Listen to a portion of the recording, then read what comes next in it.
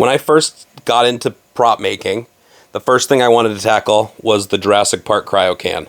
I looked online for some models, and while they were available, I did not particularly like them all, so I went ahead and modeled my own. What I did not like about them was that while they were functional, it was not screen accurate.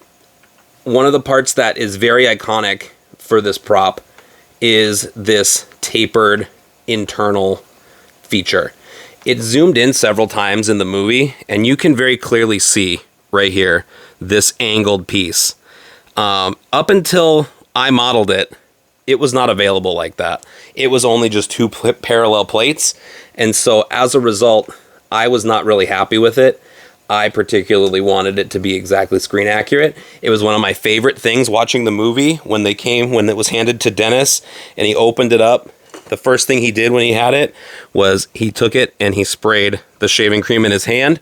And I thought that was always very funny. And then when he pulls it out and he's got it's empty in the beginning, obviously. He hasn't stolen the dinosaurs yet, spoiler alert. But it was empty. It was a very iconic prop for the movie, and I really liked that. It wasn't available, so I went ahead and I modeled it. I think I built this in 2020, and so, yeah, it was great.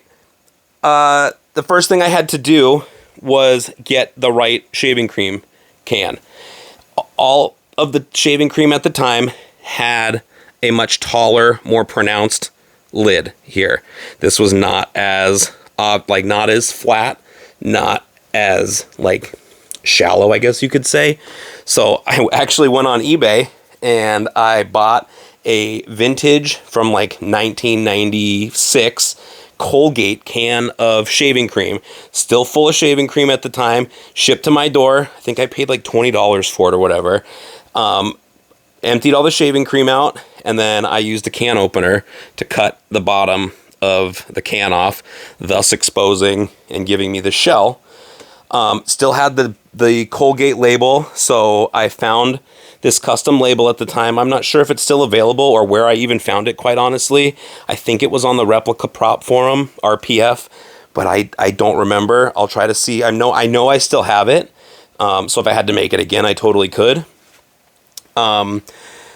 It's just a sticker. I had it scaled and scaled it to be the right circumference, the right length. So when I wrapped it around the circumference of the can, it was perfect. You can actually see it. I left some of the original welded seam here. So that way, when you look at it and you feel it, it actually feels like a real label, which is pretty cool. This is all 3D printed, of course, and functional. That's one of my favorite parts when you hand this to people or they look at it. The first thing they do is they twist it, pop it. It's very fidgety, so people like that. The dinosaur labels.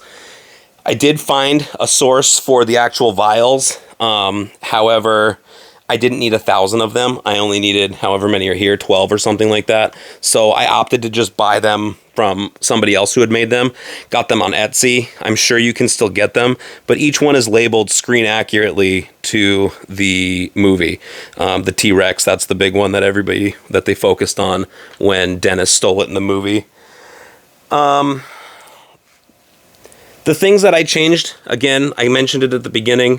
The center part was flat, and I thought for it being so iconic and just my attention to detail on that, I really wanted it to be exactly how it was in the movie. I thought it was so much fun, so I went ahead and modeled it, and now it sits in my collection. I love that I can have it displayed like this, or if I bring it out to show people, I immediately put it on the cap and they take it off and they play with it. It's great. It sits next to my other items in my collection. I've got my vintage Tiger handheld video game. Always fun, still works.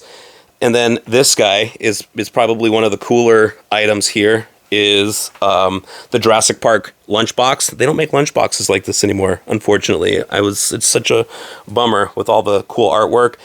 The reason this is so interesting is at the time when it came out, it was recalled due to this label, warning biological material.